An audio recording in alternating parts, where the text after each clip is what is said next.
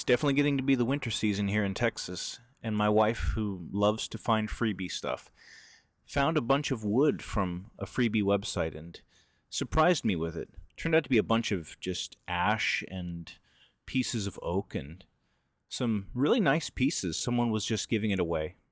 Their shop, I guess they were not needing it anymore, or they were getting out of their shop, but some nice pieces. I have no idea what I'm going to do with this. But if anyone has any ideas, I would love to hear them. I was thinking about doing some wood turning projects, maybe making an ash handle for one of my new woodworking planes that I've got. But yeah, some very interesting pieces here. Some cracked stuff. I believe this is a piece of poplar or maple.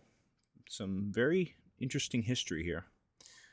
But you can see this person even used a Craig jig or a pocket hole on this one. But yeah, a lot of nice wood. I figured this was at least $100, $200 worth. But yeah, big surprise. I love things like this.